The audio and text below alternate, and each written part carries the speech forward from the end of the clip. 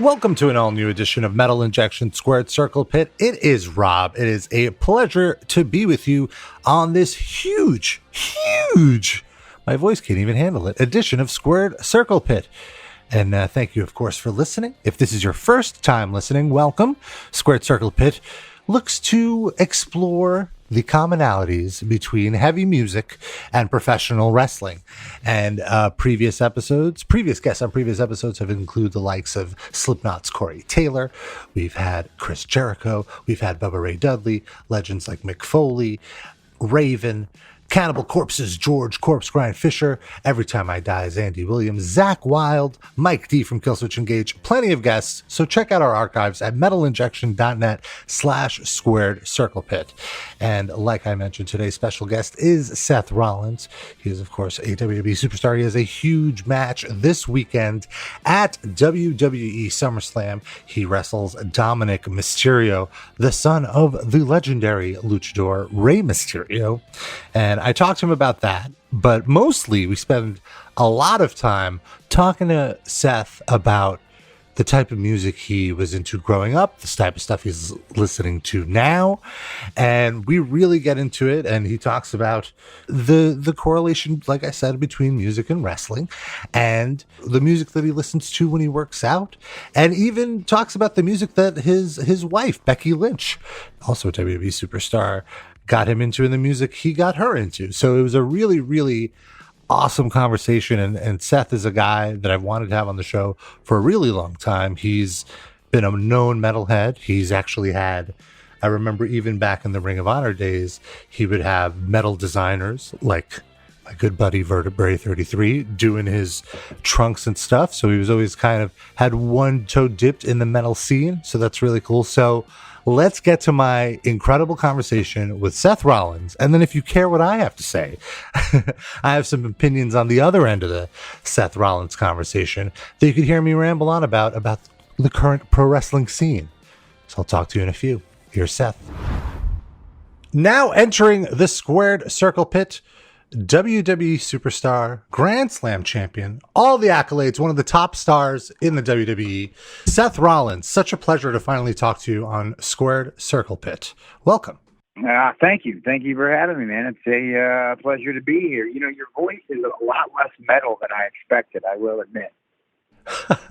Well, I mean, I could turn on the growls a little later, but it's early in the afternoon. We don't have to get too into it. But I want to talk about your musical tastes, and the Squared Circle Pit. When I started this podcast, first of all, you were one of the first people I had in mind as a guest when I started it, because you carry the torch for like the metal scene, the hardcore scene, like the punk kids, like the DIY kind of people, and I always appreciated that, and I've always been a fan. I followed your career throughout the indies and all that, and I'm just curious, what came to you first? Was it your love of pro wrestling, or was your interest in like rock music, punk and hardcore and all that? Definitely wrestling for me was first. I was a wrestling fan before I went to, kindergarten probably. I think my grandpa, my dad, and my uncle, they got me into it, in the late 80s, early 90s, around, Hulk Hogan, Ultimate Warrior, Macho Man, Mr. Perfect, Jake the Snake, those guys. So I was into it then, and, I didn't even know what metal music was at that point. So I didn't, it took me a little while longer before I ventured into that scene. I mean, my dad was into kind of I don't know about harder rock, but, Van Halen, Thin Lizzy, Pink Floyd, into more alternative music when I was a kid. But, you're 4 years old, you just want to bop around to Michael Jackson or whatever. So it was a different vibe back then, from a musical perspective anyway. Yeah. And just to be clear, like, I am in no way an elitist about what's metal. Like, it's all good. Like, I consider Van Halen metal, Pink Floyd, not metal, but like progressive, like they're the building blocks kind of, like the metal bands that I like clearly are a big Pink Floyd influence. So when did you start getting into like heavier stuff? Was it like more in your teen years, or like do you remember like how it came to you, how you got exposed to it? Yeah, it wasn't. I mean, I have a brother who's 3 years older than me. And so he was always like, he was way cool, right? So whatever he listened to, I listened to. And so like through junior high, gosh, definitely through like grade school and like the beginning of junior high, still was just listening to pop radio for the most part. And then, he kind of started dabbling a little bit, listening to Metallica was the gateway, right? Whether it be Black Album. Black Album was the first metal music that I really attached to. I think he kind of started with Injustice, which was, for me, I couldn't go that far. Right from, Backstreet Boys to Injustice for All, I was like 11, 12 years old. I couldn't get that way, but I could go from like, boy bands or pop radio to Nothing Else Matters, and then to Enter Sandman and stuff like that. And so I kind of started there, and then it just really, going into it would have been late 90s and into high school, like that's when I became completely counterculture. I had disowned my entire, pop CD musical library, and everything had gone out the window. And essentially it was all Metallica, all Pantera, and then from then we found, the modern kind of metalcore that was essentially defined my teenage years after that.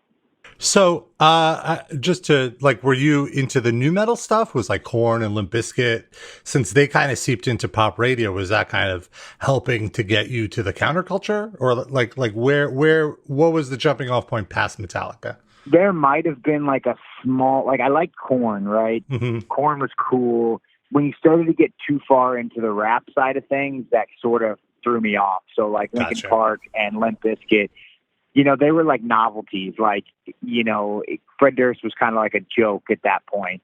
But it was like, he was cool in the mainstream. But at that point, anything that was mainstream was sort of not cool, So like, new metal, I got as far as like Godsmack, you know what I mean? Like that's about as far as I pushed it when it came to new metal stuff. And Korn as well. But they were such pioneers, in the late 90s with their style of music, that by the time they got mainstream after Follow the Leader and Issues, it was like, they had already run their course with me, and I was on to the heavier stuff. But they were a nice go-between. So at the very least, like I could still socialize with, the majority of the population when, you would say, who do you listen to? And you'd be like, oh, Pantera and Lamb of God, and they're like, and you're like, I listen to some Korn, and people are like, oh, okay, I know Korn. They got the Life song, right? So yeah, I was right there with you. Yeah, it was helpful in everyday conversation, but it was a short transition through kind of the new metal phase out of that into basically just thrash metal, melodic hardcore and stuff like that in the early 2000s. It's funny because I think we're about the same age. I'm like 2 or 3 years older than you. So I kind of went through the exact same kind of trajectory as you did, like going from pop. And then I remember like seeing Marilyn Manson on MTV and just being like, whoa, like this is like, I want to explore this more. And then kind of like falling down the rabbit hole. But I'm kind of curious, like when you were a kid as a pop fan, it's not the coolest thing. Like you name dropped the Backstreet Boys. Like what were pop artists that you enjoyed at the time? Yeah, I loved the Backstreet Boys. And now, mind you, I grew away from them, obviously, as I was a teenager and revolted against pop culture. But, I was, in 98, 99, I loved Backstreet Boys. I loved, the boy bands were hot. I loved some R&B acts as well. Like when I was a young kid, I really liked Boyz II Men. Oh God, Casey and JoJo. I was classics. Like, that's where I lived my life in the late 90s.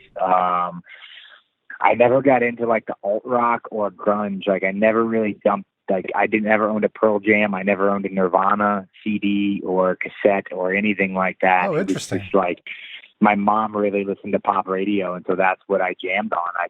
Whatever was on the local radio station, the top 10 hits list, I was into it. So you grew up in Davenport, Iowa. Was there like a scene there, like a punk, like a hardcore underground scene? There was a little bit of a hardcore scene there in high school. You know, my friends joined. They started a band and kind of played little shows in VFW halls. There was a bigger band called Ignite the Will that was like a hardcore, strictly hardcore band. Obviously, Modern Life is War is from Marshalltown, and they were probably the biggest band to come out of Iowa. Then you had like Two Peer to Die, and obviously Slipknot in the early 2000s as well started to bust out with Wait and Bleed, and their first single and like their big record there.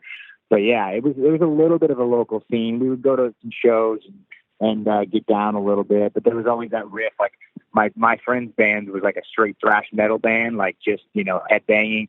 And at the time, especially in the early 2000s, hardcore scene was blowing up huge, so everybody wanted to dance. Everyone wanted to throw kicks and elbows and stuff. And so there was like a bit of a divide between the hardcore kids and the metal kids, which was funny. Yeah, I totally know what you're talking about, and I kind of experienced that too, where like thrash almost seemed passe for a minute, for these like hardcore kids who just wanted like the breakdowns, and now it's kind of funny to me because it's like everyone's invited, like let's have everyone. But when you're a teenager, those distinctions are so important for your like identity or whatever it is. Yeah, isn't it funny how that happens? It's just where you settle, right? Yeah, like it was the same music, the same attitude, the same counterculture, the same, you know what I mean? But it broke into genres and subgenres, and you still identified specifically with like a certain type of metal and that type of kid that listened to that exact riffage. It's weird now that I think back on it, but yeah, now that there's an infinite number of genres available with streaming music, and like you can find anything you want in a second snap of your fingers. It's like it's funny to think back about how segregated even the niche metal industry and metal scene was at the time back in the day, and now it's just like, yeah, everybody have a good time. Yeah. And it's funny to think because even like it's such a small community, because like once you get out of that bubble, like you were talking to like mentioning how you're talking to friends, like I like these bands, and like, oh, I don't know. And then, like to them, a hardcore, a thrash band, whatever, it's all noise. You really have to have that specific ear to discern the differences. To my mom and any girlfriends that I had at the time, or anything like that, it was just nonsense. It was just screaming. There was no one knew the difference between Hatebreed and Shadows Fall, or you know what I mean? There was no distinction, but you really had to know the difference between. You had to be a true weirdo to know the difference. So I watched, there was like a WWE Network documentary about like your upbringing. You said like you knew forever that you wanted to be a wrestler. And I'm curious if like going through like the hardcore scenes, like the DIY, and seeing like your friends kind of just like, I want to be in a band, I'm going to do a band. Did that in some way kind of inspire you? Like, oh, I could do this. I could be a wrestler, maybe not necessarily, in the mainstream, but in kind of like the wrestling equivalent of like these DIY shows. Sort of. I mean, gosh, I didn't even know, small independent promotions existed until I was like 16 or 17-ish, like message boards and the internet. We figured out what independent wrestling was as it started to blow up in the, early 2000s when I was in high school and stuff. But, my friends who were in the band, and then my other friends, we would backyard wrestle. Like, that's what we did. So it was like kind of parallel. Like the dream was always like, oh, you guys are going to make it as a huge metal band, and we're going to make it as pro wrestlers, and like we're going to carve these similar paths. I suppose when we were doing it, we didn't really identify the similarities all that much. We weren't, at least that wasn't part of the conversation, but it was certainly something that, like, looking back on it, we wanted the same things as far as like the path we were going to carve. But we didn't know at the time that, I didn't know how to get anywhere in pro wrestling. I just loved it and wanted to do it, which is why I would, do it in my backyard. Because I couldn't wait till I was 18 to go get trained. So I figured I would get some practice in that way. But it's interesting to look at the parallels between making it the way I did, as far as like, going up the ladder and working small shows, and how small bands, especially, nowadays it's a little different, but especially back then it was like you just, toured until you died and hope that someone would notice you, and you come back to, gain have an extra 20 people than that you did the time before. So yeah, it definitely parallels itself a lot from metal bands to pro wrestling and how we gain our following on a grassroots level. Were you watching WWE and WCW at the time, or were you also checking out ECW? Like, I know you just said you found out about like more indie wrestling a little later, but like, was it always just WWE, or were you just like any and all wrestling I will consume? No, I loved everything. I mean, anything from, as soon as I found out that, it was WWF until I knew that there was more than WWF. And then it was, oh, what's this WCW thing? Oh, what's this ECW thing? Oh, what's this NWA thing? Oh, they were territories. Oh, they've been wrestling for 100 years. Like, what is this, So, yeah, as soon as I could figure out what independents were and what territories were and anything and everything, I was hooked. I would get my eyes on anything. And do you remember what you said you watched wrestling with your grandpa and your dad? Like, do you remember what your first wrestling memory was? Like the first show you can remember? Yeah, they took me to a live event, house show as they were called back in the day, at a venue called the Wharton Fieldhouse in Illinois. About a 15-minute drive from my house. Before we had full arenas, and it was it might have been like a high school basketball gym or something like that. Yeah, dude, it was awesome. I remember sitting in the balcony, like the front row of the balcony, and overlooking the ring and just being blown away. Came home with Legion of Doom shoulder spikes and just my dad yelling at the Mountie, and I think it was like Hulk Hogan and Ric Flair in the main event, and it was so it was like probably early '90s, '92 or so. It's like my first. Aside from like begging my grandparents to order pay-per-views at the time, because they had the capability to do that, and renting VHS of old WrestleManias when I, from the local video store, the first live memory I have is that live event and just being enamored by the larger than life characters. That's cool. I was the same way. I would always just rent WrestleMania 4 because it was the 2 tapes, and it would just be like an entire day of just watching wrestling and like playing with my pillows. That was always my go-to rental. Oh yeah, WrestleMania 4 was awesome, and I loved obviously WrestleMania 6 as well. Hogan and Warrior at Toronto. Now, were you a Warrior guy or a Hogan guy at the time? I was a Hogan guy. My brother was a Warrior guy. I was a Hulkamaniac through and through, man. Had all the stuff, the suitcase, the toothbrush, the wrestling buddy, the pillows, the whole nine. I went through like a bout of denial and depression when Hogan lost. I was like, I couldn't believe it. I was like, no, it didn't happen. Hogan doesn't lose. How did you deal with the result? Broken. I was just devastated. And like at that point, it was difficult to even follow WWE from week to week or month to month if you were a young age. So like, I didn't even know that he had taken time off to film television shows and all that stuff. I was just like, oh, WrestleMania 7, he's back, like cool. I hope he gets the win. So yeah, it was, I did not take that well. I was not okay with it. Well, kind of like fast forwarding to like when you're kind of on the indies and you're making waves, and then you're doing the Tyler Black stuff, and I loved watching you grow in Ring of Honor. It was such a pleasure watching that, and then you get signed, and they ask you to change your name, and you pick, I don't know, like, did you pick Seth Rollins, or like, because I assume the Rollins comes from Henry Rollins. Yeah, it was a process. I got signed in 2000, I don't know what it was, 2009 or something like that, maybe 2010. And this was the era in WWE where the indie guys who had made their names didn't get to keep their names. I think like CM Punk was the last one who got to keep his, and then Daniel Bryan from Bryan Danielson, and Tyler Black was gone, and low key was Kaval or whatever it was. They were trying to own everybody's names, and so I tried to get a variation of Tyler Black through because I thought that it was a good name and marketable and yada yada, but they just poo-pooed it from start to finish. Now you've got guys who are Samoa Joe and Roderick Strong and Kyle, basically anybody that comes through NXT gets to keep their names if they realize that there's some equity there. But But, we paved the way for those guys, so I'll take it on the chin. I think I've done okay with the Seth Rollins name. Yeah, you made it work. Yeah, it was a collaborative process between myself and the late, great American Dream, Dusty Rhodes.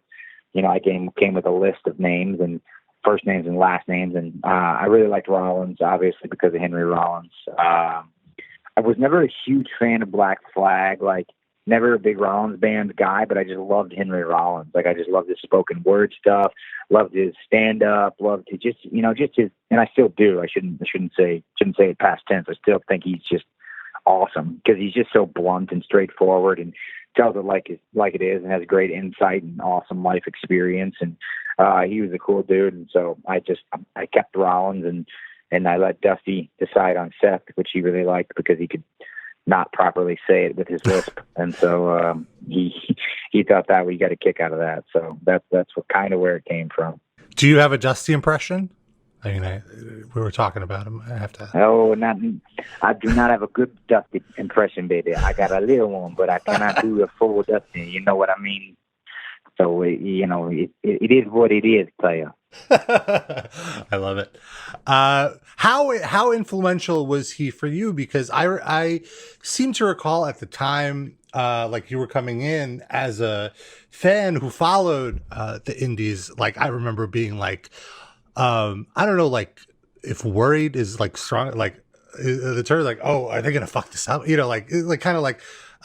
Concern. That's even too strong of a term. But did he help transition you from your self-taught kind of independent mindset to more what WWE was kind of looking for? Was he looking out for you at that? So the nice thing that Dusty did was he was the one person in developmental, I would say, that didn't try to change me at all and didn't try to he didn't try to mold me in any WWE, kind of idea, I guess. What was thought of as the machine. He's different. He was always a different star. He was never the prototype for what a star was supposed to be. But he was such a relatable personality and such a huge personality that no matter what he looked like or how he talked or, his lack of, traditional wrestling talent didn't matter because he was a star. And so when he saw star potential in people, instead of trying to rein that in and change it or turn it into something else, he always wanted us to just be who we were. And he tried to get the most out of our personalities. And so that was what he did the most, especially when I was coming up against a lot of people who were trying to be oh, no, you got to do this different. You got to do that different. He was the one voice that always was nah, man, F them, you do you, baby.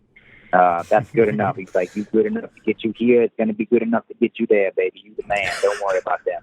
So he was very influential and being Dusty was counterculture himself, man. He was as metal as it gets. That's so cool. I was such a big fan of Dusty Rhodes, and when he passed away, I didn't know him personally, but it felt like an uncle or somebody passed, and my worry was oh no, who's gonna help the future stars? He was so good at nurturing them, and I'm that's not my problem, why am I worried about this? But it was I was just I seemed very affected by it because I was such a huge fan of his, as many people were. Yeah, you weren't the only one, man. I think it took us all a long time. There's not many people, who were passed that we still commemorate those days, and he's one of them. So he's a special dude. He helped a lot of people.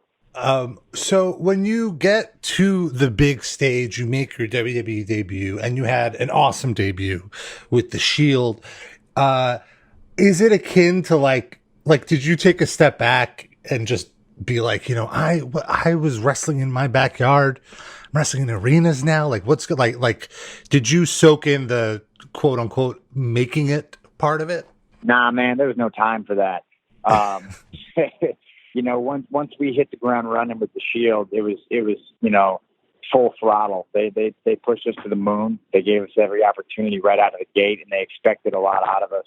We were doing main events every single night on live events, and this is back when we were doing 5 days a week, which seems like insanity now considering the current schedule with the COVID and everything. But, we were doing Friday, Saturday, Sunday live events, and then Monday, Tuesday TV. And then, if we had media during the week, it was just go, go, go. And there's no time to recollect really, we came from here. And at that point too, like, you got to understand myself and Moxley, Ambrose, we'd been grinding for a decade, a long time. And Roman had been in developmental for 3 years as well. And so it was just, there was no time for sissying around. Like, it was like, this is our moment. We're going to take it. We've been ready for this forever. Let's go. So there was no like, oh, we're so happy to be here. It was like, nah, man, we want to take the business over like now. So there was no, maybe a toast here and there, like, hell yeah, boys, we did it. But there was no time for recollection at that point, not in a sentimental way anyway. I have to say, that's pretty metal. So, like, you're a big workout guy. The term CrossFit Jesus has been coined by many of folk. And I'm curious, like, do you have a go-to playlist when you hit the gym, or is it just whatever album you're listening to? Is it a radio station? What gets you in the zone when you're doing your workouts? Oh, it's a variety of all those things, to be honest with you. I train too much to just listen to the same thing over and over. So, if a new record comes out that I really am into, I'll usually play that. And then, also I work out with people. And so I can't have it be the same Misery Signals record over and over again. So I have to change it up and give them a little bit of bounce in their music as well. So I got a couple of playlists. I got a heavy meanie lifty, which is all metal music, and then I got a bouncy lifty, which is a little more like kind of pop punkish and stuff like that. And then every once in a while, I'll just search like 90s hits or something like that, and just jam out to Whitney Houston or something. So it just really depends on who I'm working out with and what I'm trying to get done, how the day's going, et cetera, et cetera. So who are your workout buddies? Who do you usually hit the gym with? Well, my wife, obviously, Becky Lynch. She's she's 23 weeks pregnant now, but still in the gym quite often, and so she's there with me all the time. I got a wrestling school back in Iowa, and one of my students, he's been wrestling now for a while, but after he graduated, he asked me if he could work out with me. He wanted to get in the shape that I'm in, and so he's been working out with me for a while. He's an independent wrestler in Travis Titan, good young kid, pushes me. He's like 6-7 years younger than me, maybe 8 years younger than me, and so he gets me to where I need to be. And then when I'm on the road or I'm out here in Orlando, Cesaro is my go-to training partner.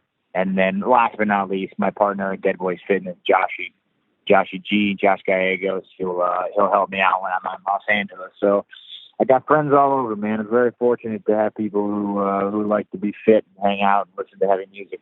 That's cool. And you mentioned you work out with your wife, Becky Lynch, and I know Becky is a big grunge fan. Do you guys get into musical arguments about who wants to, we're not playing Pearl Jam right now, we're playing Metallica or whatever it might be? No, man. You know how you got a wife, you married? I do not at the moment, no. But I do know how it is. Yes. Okay. Well, when you get a wife, yeah, they win every time. You ask them what they want to hear, and then you put that on. And if they say whatever you want, babe, you put something on until they tell you to change it. That's how that goes. So whatever she wants, she gets. She's 23 weeks pregnant. That rule applies when she's 0 weeks pregnant, but especially when she's halfway through. So that's a lesson for you for the future. I will take that to heart for sure. And so I'm curious now, have you gotten her into any bands that you're really passionate about, and vice versa? Has she exposed you to some more of the grungy alternative stuff that you might have not been open to before? Obviously, Pearl Jam's her favorite band. And so we'll go back and listen to, older Pearl Jam albums. I know all the hits, you know what I mean? Pop on. And I don't dislike Pearl Jam. I just never got into the scene. I think Eddie Vedder is extremely talented. I love the band. I think they make great music, and have throughout their entire career, really. And I love how they've kind of changed as a band as they've gotten older, which I love as well. And so I have no problem. But we also have some crossover as far as she likes a little bit heavier stuff, like something like a Rise Against or whatever. And so she'll, we can cross over there, and she puts up with most of my like kind of easier going music or something with clean singing. Like she's not opposed to a Kill Switch record or something like that. So you just got to find that middle ground and make sure that she can get down to. But yeah, we've definitely influenced each other to listen to new stuff. That's cool. And I think it also speaks to the versatility of the genres, where it's like there's metalcore with clean singing, there's the growly stuff, which, it's different for different tastes. And I think it kind of shows that, like we were talking before, there's all of these subgenres, and you could really just hone in on what it is you like about the genre and kind of just stick to that. So I think that's really fun. And now you mentioned you have a child on the way, and are you going to be like, do you have a stack of CDs, metaphorical CDs, now that we're in the digital age, that you're gonna expose your child to the world of rock and metal? Have you thought about that at all? Oh, for sure. I mean, I obviously you can't make your kid listen to anything, but I'm sure we're gonna, infiltrate their ears with all of our influences, and they'll pick and choose. I just pray that they don't end up listening to rap music. Just please, God, stop. I won't be able to handle that. We're going to have a real problem if that happens. I have to put them in a separate house or something like that. Well, it could be the kind of situation where, like, how you were in a sense rebellious and you rebelled on what your parents told you. It might be a situation where you're pushing all of this rock music on them, and then to rebel, they might do the hip hop. So maybe you take the opposite approach, where you say you love hip hop, and then they'll rebel and like rock. No, God. That's a social experiment if I've ever heard one. So I'm curious now, like, in terms of stuff today, like, where do you go to discover new bands, or is it kind of, or have you reached that point where you're just like, I just like the bands that I like. If they put out something new, I'll check it out, and you're not necessarily seeking out more bands? Like how where is your musical journey right now? Yeah, man, I'm old. So, I mean, I'm not old. I'm 34, but musically, I'm to that point in my life where I'm not opposed to discovering a new band, but, I'm not that guy who's like actively trying to figure out new bands to listen to. And like, of the genres that I enjoy, the bands that I listen to are essentially the best, in my opinion, the best at what they do. And so it's hard with so much new music and the access to music being so readily available, with streaming and stuff like that. It's almost overwhelming, because you could find a new band every day and you don't know what their longevity is going to be. You don't know if they're going to put out 1, 2, 3 records, if they're going to put out no records, what they're going to do. It's too convoluted. And so, to me, I stick with what I know. If something I hear like really catches my ear, then I'll jump into that, but it just really, if I'm not into it at this point, it's probably not going to happen. So, again, especially newer, younger music, like, I don't know. I don't know what the kids like. I don't know what's cool anymore. Well, it's funny because I kind of feel like metalcore in a way is coming back. It's been like almost 20 years now, which is also kind of insane to think about. And there's all these young bands like, at the top of the pack would be Code Orange, which I assume you're familiar with. And then there's like bands like Knock Loose and Vane and Turnstile. And it's this cool scene where it is kind of bringing in more of the hardcore elements into metal. Yeah, see, all them bands, I know the names of them. Like, I think I tried to listen to one Code Orange song, and I just did not. I was like, I don't like this. I'm out. So I don't know. I don't know if that's for me, man. I don't know if that's for me. What are you jamming? Currently, I'm on the new Misery Signals record, Ultraviolet, which just came out last Friday and is awesome. Mm-hmm. Take a second to talk about that, just because I love. They came back, vocalist Jesse, and he did Of Malice the Magnum Heart, and that record is amazing. And I think that this one is really, really good too. Really, really good too. I love it. And then, I'm still pop punk. I'm listening to Neck Deep. They put out a new record a couple weeks back called All Distortions Are Intentional, and that's really good. I'm trying to think. I don't know if I've listened to any new metal. Protest the Hero. Yeah. One of my buddies put me onto their new record. It is okay, but is the vocal. I can't do a whole record with that brother's vocals. It's just a bit overwhelming for me. He's just got a very, pronounced vocal style. Mm-hmm. Trying to think if there's any other metal off the top of my head that I've been listening to lately. Yeah, I don't know anything that's really. Misery Signals is the one I've really been hitting hard lately. I really enjoy that record. Yeah, I'm really digging it too. I'm really glad those guys are back. I feel they were kind of underrated the first time around, so it's good to see them back working on new stuff. But what are your all-time go-tos? You could always, for me, I could always put on Ride the Lightning and I'm set. I'm not going to change it, for the entire record. Do you have all times that you just know beginning to end it's going to be classic? Oh man, yeah, gosh. So the biggest influence on me musically, I think, is that the time period that I listened to the most metal music was just that American metalcore from 2000 to 2010, probably. So Shadows Fall, Lamb of God, Killswitch Engage, God Forbid, Unearth, I love Of One Blood, Shadows Fall record. Alive or Just Breathing from Killswitch is End of Heartache from Killswitch. Also, they're both incredible. Man, I love As a Palaces Burn. It's just a banger. I mentioned Of Malice and the Magnum Heart by Misery Signals as well. Modern Life is War has a record called Witness that is one of the best, in my opinion, one of the best hardcore records ever. Might be biased because they're an Iowa band, obviously. And then the Metallica back catalog too. Ride the Lightning you mentioned, Master and Justice, the Black Album. You could really just play those on repeat without ever having to change anything. And then, Pantera's first 4 records too. Of course. They're just ungodly. Those are the same type of vibe. So that's a good little jaunt into my musical Rolodex from back in the day. That's great. But yeah, there's so many good records that I could fawn over for a long period of time. It just reminded me of that Headbangers Ball tour when it was all of those bands like Lamb of God, Killswitch Engage, Shadows Fall, Unearth, and God Forbid.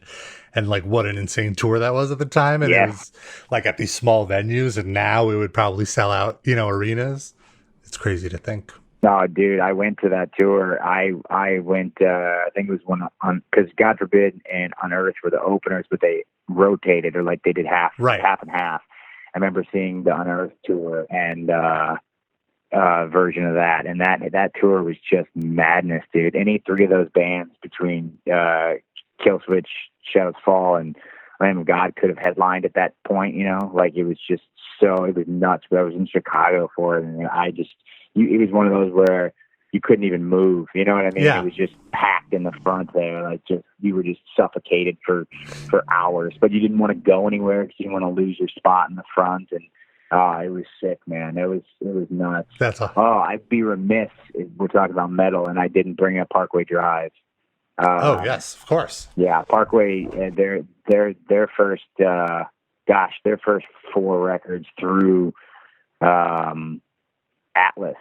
Their first 4 records I would put up there with any metalcore music as well. I love their newer stuff too. The last 2 records have been good, but up through Atlas, they're just they weren't making arena rock or arena metal the way they are now. It was just straight, raw, insane, and they're probably one of my favorite live bands too. So yeah, man, it's all there. Awesome. Well, as we wind down, I do want to mention you have a pretty big match at SummerSlam. You have one of the featured matches. You are facing Dominic Mysterio. This is August 23rd, 7 p.m. on the WWE Network. And it's safe to assume that Rey Mysterio was one of your idols, and you've obviously worked with him. You've had great matches with him, or a great match with him. And now, I don't know if he's, but you're tasked with working with Dominic in his first match on a big stage is this the type of thing that you live for? Is there like anxiety? Like, what are your thoughts going into it? Oh, I'm pumped, man. I thrive under these type of situations. It's very, sometimes you go through the motions. We do this year round. There's no off season. Obviously you get hyped up for WrestleMania and that sort of stuff. This year was weird because, we shut everything down and had to do it at the PC, but you still get hyped for some of those bigger moments and bigger matches and the challenges that, come with progressing through your career in the industry. And this is one of those where it's another first, not just for Dominic being his first match in WWE, but also a first for me where I'm giving someone their first match in WWE. And you mentioned the stage and the platform and the occasion. And, I relish the opportunity to get in there and have another first and hopefully, tear the proverbial house down. I think it's going to be, we've set the stage thus far. Dominic has held his own, being very inexperienced, but it's going to be a fun. It's been a fun story to tell so far, and I'm looking forward to what SummerSlam brings and what I can bring out of Dominic. And I'm sure he's going to surprise me as he's done all the way through this with his performance and his acumen for our industry. It shouldn't be surprising, but for a kid with little to no experience, I don't care what kind of last name you have or if you've grown up around the industry, it's still pretty impressive to see him perform at the level that he's at. So I'm excited. I'm really excited. And it's, nerves in a good way.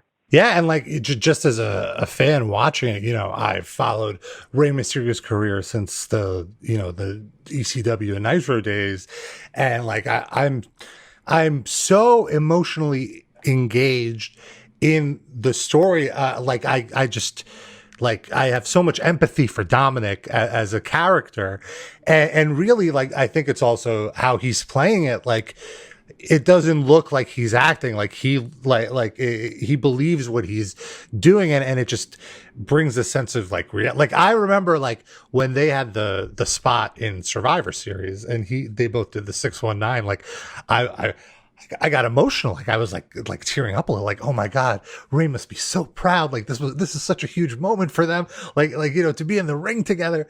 And I imagine this match that you guys are working at, are going to have at SummerSlam, it'll be very similar in that kind of emotion, drawing out the emotion out of the viewer, which is the goal, I assume, of WWE. Yeah, I mean, we're storytellers, man. We're just like any other TV show, if you watch and you want to feel something, that's the idea when you watch a show, whether you want to laugh or you want to, you want to care about a character, whether it's, a sitcom or Walking Dead or Game of Thrones or, whatever your sitcom of choice is, we are a variety show in that way. And then we have all sorts of different things. And, the goal with this one is to get people to care about Dominic. And I think they do. And so, whether that's because he plays a naive kid real well or he is actually a naive little kid, one way or the other. I think maybe a mix of both. I don't know. Maybe he's got some experience in that, being, 23 or whatever he is and taking his, first infant steps in the industry. And so,